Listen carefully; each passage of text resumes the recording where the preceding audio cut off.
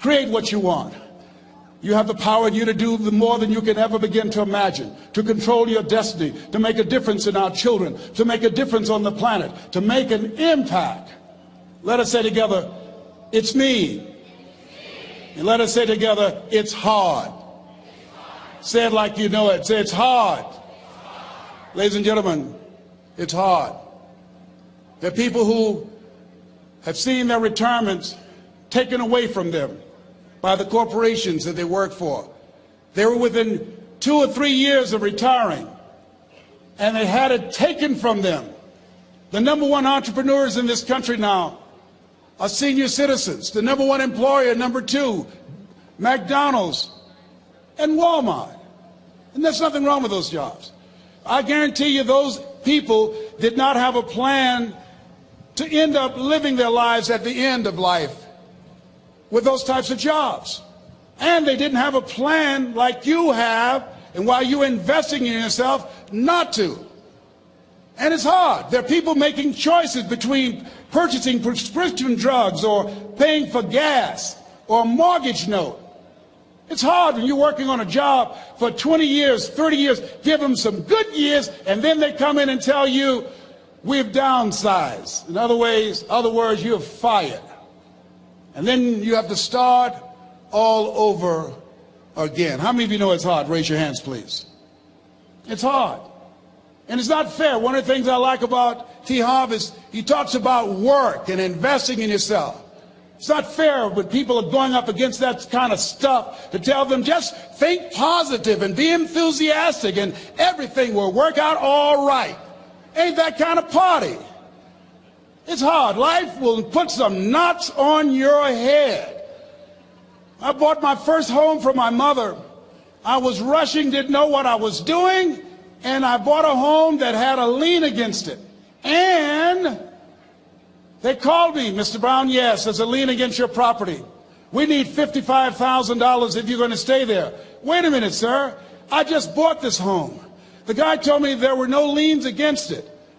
I'm not the one that owe you the money. You should have checked that out, Mr. Brown. Come on. I called my attorney. We followed up. Yes, Les, there's a lien against the property. But he told me there were no liens. He lied, obviously. Oh, my God. He told me he wanted to help me because he admired the fact that I was buying this home for my mother and that he was adopted, and he identified with me. Les, he suckered you. He played you, man. So what? Well, would they take payment arrangements? What about $5,000 a month? They want all the money, Les. They want all the money, or you're going to have to get out. The house is going up for sheriff's sale. Do you have it? No, I don't have it. Can they give me some time? Tell them to give me 3 months, please. Give me 3 months. My mother's in her 70s, man. She has a bad heart. Don't do this to me. This is my dream. Don't do this, man. Please, let me talk to them. Les, I'm talking to their attorney. They don't want to talk to you. I've got to talk to their attorneys. Do you have the money? No. Will they give me 3 months? No. What about 2 months? No, Les. They want the money in 7 days. Oh, my God. Let me call you back. I'm not sure. And I walked the floors thinking, God, how could this happen to me? I got to figure this out. I got to figure this out. And it seemed like the days were just ticking off, ticking off. Thursday, I had to call them and let them know. They called me, Les, do you have the money? No, I don't. Friday, you have to leave. The sheriff will be there. You're going to have to leave, Les. They're going to take my house. What about my down payment? You lost it, Les. You lost it. Okay. I got to go. Yes. I prayed, Lord, please, if you show me that you're real, if you're really real, you think Paul worked for you, you haven't seen anything. Don't let me lose this house and watch what I'll do for you. I was trying to cut a deal. Have you ever tried to cut a deal? It's amazing how spiritual you get when you get in trouble. You know what I mean? When I was diagnosed with prostate cancer, I was going to bed with the Bible and the Holy Quran and science of mind and Joel Goldsmith, everything I could find. I was paying to Jesus, Yahweh, Melchizedek, everybody. I was calling on everybody. It's amazing. And here I was walking the floor, 3 o'clock in the morning, and I had to go and wake my mother up. I got on my knees and I said, Mama, I said, I need you to wake up. She said, what's wrong, Leslie? I can hear you walking back and forth. I'm not asleep, son. I said, there's something I need to tell you. She said, your eyes are red. Why are your eyes red? Because I feel so stupid now. Why? We got to move tomorrow. Why, Leslie? There's a lien against the property and they want $55,000 and I don't have it. And we're going to be set out tomorrow. We have to go back to Liberty City. So she said, it's okay.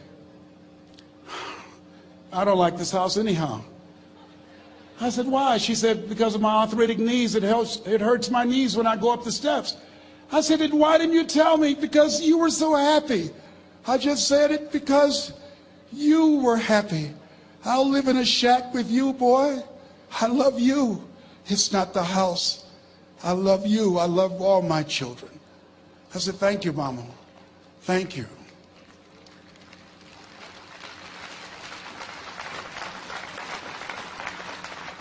The next day when we were in the truck going back to Liberty City and we pulled down 68th Terrace, the neighbors came out and said, wow, Mamie, y'all coming back? Are you back? Yes. What happened to the home your boy bought for you? Those boys you adopted. Leslie didn't do a title search. He made a mistake. And boy, I was so humiliated. How many ever made a mistake that you were just humiliated? Raise your hands. I was devastated. I was taking the furniture off the truck, and my mother came, and I was crying. And she said, boy, I said, yes, ma'am. She said, hold your head up. I said, Mama, I can't. She said, hold your head up. I said, why? Look what I've done. She said, it's okay. It's okay. You are going to make a lot of mistakes in life, young man. You're going to fail your way to success. You have nothing to be ashamed of. Keep your head up and take that furniture back in the house. I said, yes, ma'am. And I learned something from that. If you ever go through something, hold your head up. If you ever make a mistake, hold your head up. If you ever do something that everything goes wrong, life catch you on the blind side, hold your head up. It's not over. Goethe said, that which does not kill you will make you stronger. Hold your head up. Shake someone's hand on your right and left and say, hold your head up.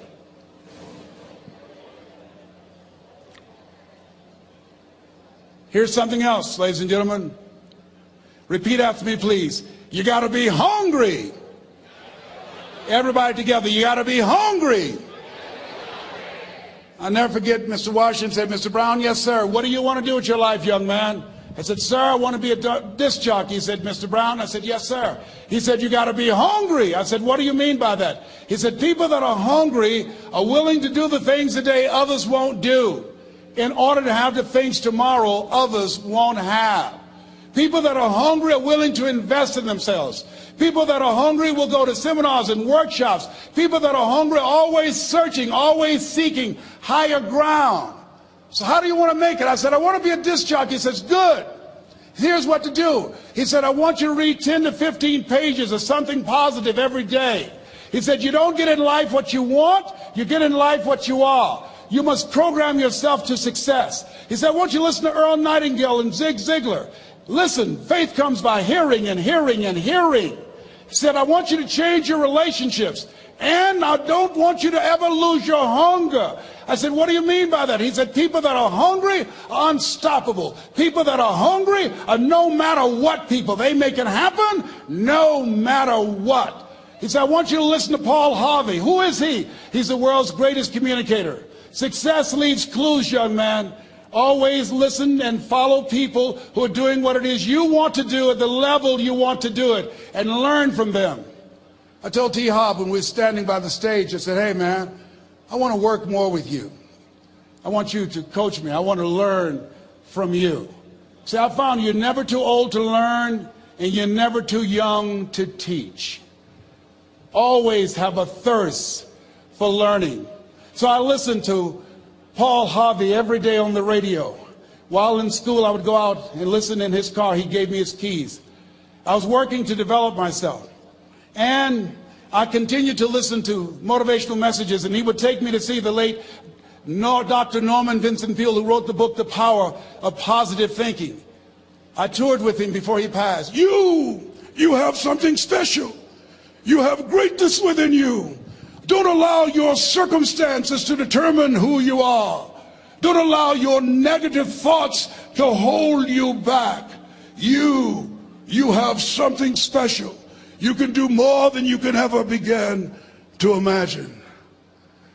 Dr. Peale was an incredible man. I admired him. When he spoke, he gave me goosebumps. I can feel him in my heart. And I never forget, we were coming back to the school, and Mr. Washington said, Mr. Brown, yes, sir. When Dr. Peale spoke, you didn't move. When he spoke, you were hanging on every word. When he spoke, we didn't have to tell you to sit down and be quiet. Why? I said, sir, I could feel him when he talked. I felt like he was talking to me, sir. He said, he was. I said, but he doesn't know me, but he was speaking to you. Did you feel him in your heart? I said, yes, sir. He said, most people feel him in their head. If you felt him in your heart, he said, listen to him, son. Follow him, learn from him.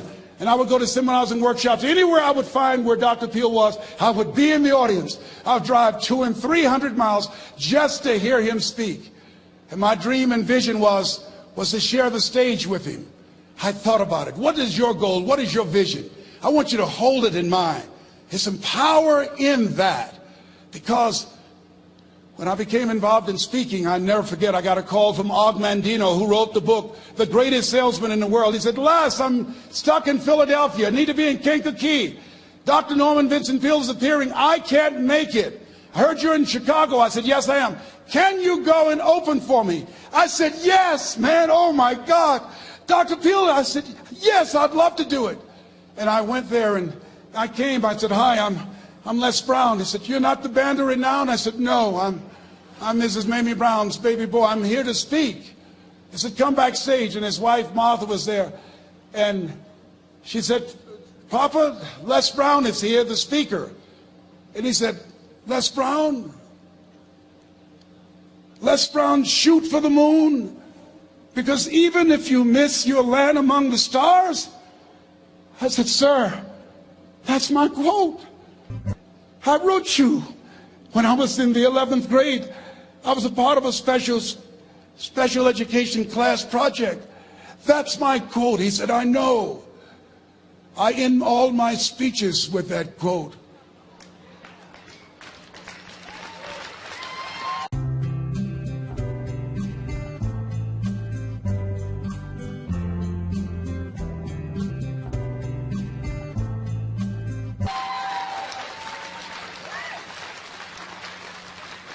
And Dr. Peale had a great sense of humor.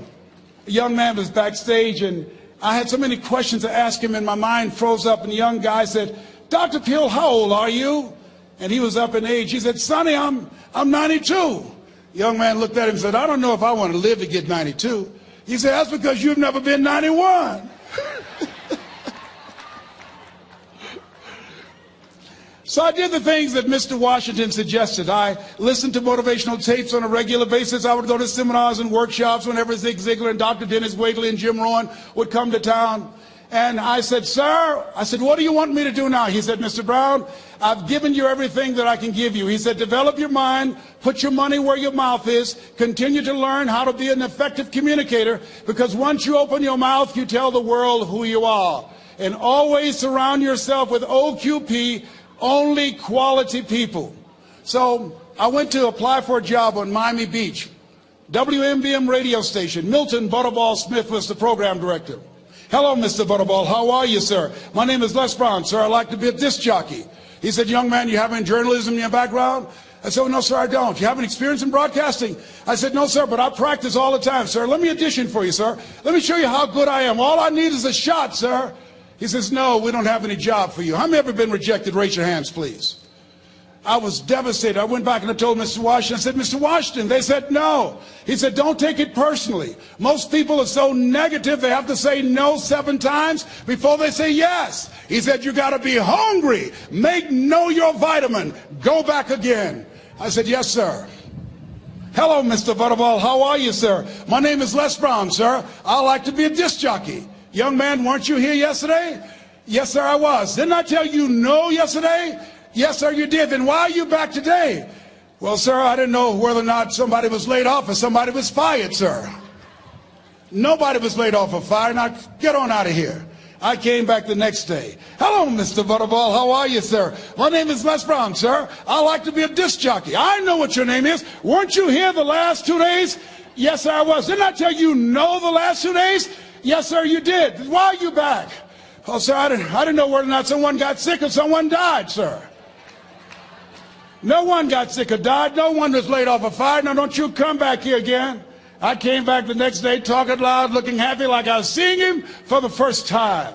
I said, hello, Mr. Butterball, how are you? He looked at me with rage. He says, go get me some coffee. I said, yes, sir.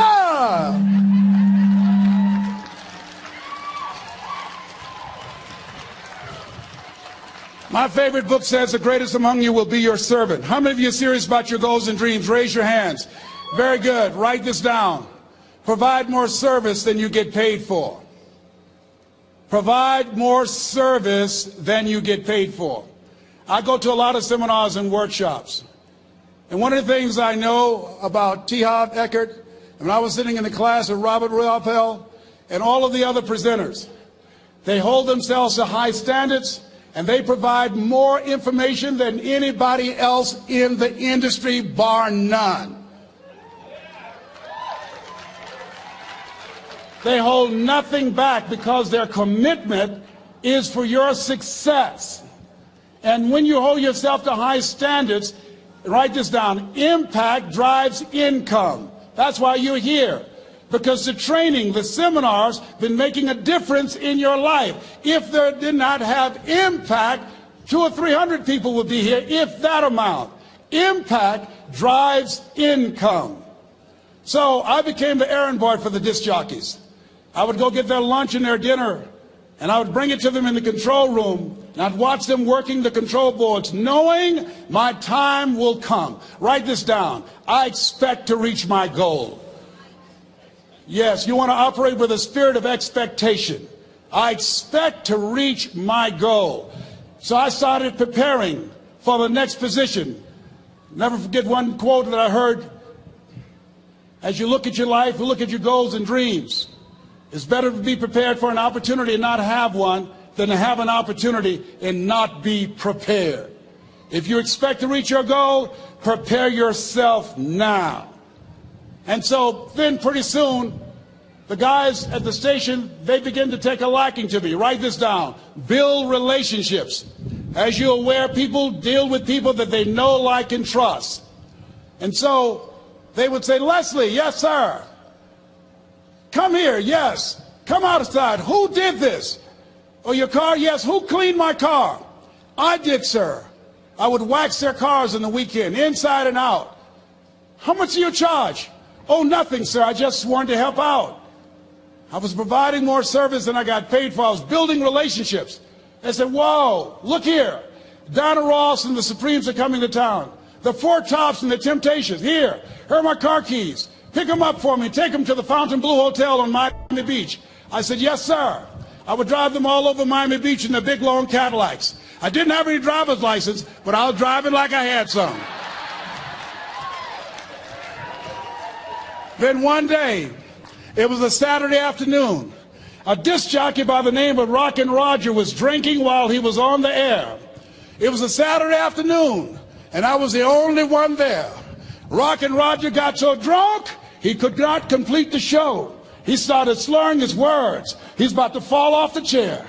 And there I was, looking at him through the control room window, walking back and forth, young, ready, and hungry. I was saying, drink, Rock, drink. Drink, Rock. I'd have gone and get him some more if he'd asked me to. Then pretty soon the phone rang. It was the general manager, and I answered the phone. I said, hello? He said, young boy, this is Mr. Klein. I said, I know. He said, Rock can't finish his program. I said, I know. He said, would you call one of the other DJs in? I said, yes, sir. I said to myself, he must think I'm crazy. I called my mom and my girlfriend, Cassandra. I said, y'all come out on the front porch and turn up the radio. I'm about to come on the air.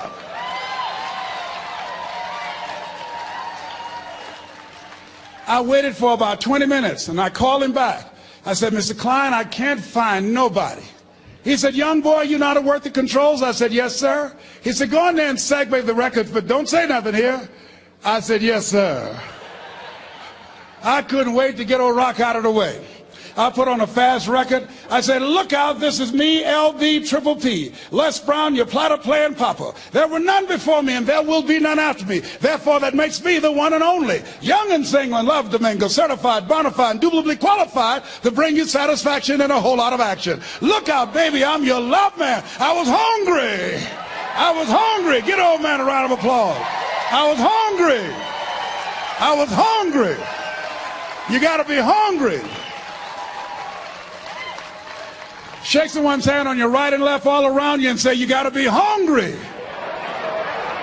You got to be hungry. To get those dreams out of your head and step into your greatness, you got to be hungry. To get those ideas, that talent, that gift out of your system, you got to be hungry. To get up off the canvas of life and understand what Willie Jolly meant, that a setback is a setup for a comeback. You got to be hungry. People that are hungry are willing to do the things today others won't do in order to have the things tomorrow others won't have. How many of you got value out of what you've heard thus far? Raise your hands, please. Very good. I'd like to leave this with you. I don't know what your goals are. I don't know what you want to do. Here's what I know about you. You have greatness within you. Here's what I know about you. I can help you to live full and to die empty. I can show you what I've learned. If anybody told me that I would be doing what I'm doing now, I leave here today, I go to New Orleans and speak there, then I'll be flown to Barcelona. If anybody told me, given my circumstances, born in an abandoned building on a poor section of Miami, Florida, called Liberty City, if both my birth parents stood up and said, hello, son, I would not know either one. Being labeled educable mentally retarded, put back from the 5th grade to the 4th grade, failed again when I was in the 8th grade, no college training. Anybody told me the principles that I would teach you, that they would have the impact that it has had on my life. This Les Brown that you see, I did not know he existed. And I tell you that you have greatness within you. You have the ability to do more than you can ever begin to imagine. Come into the room with me. And I guarantee your life will never be the same again.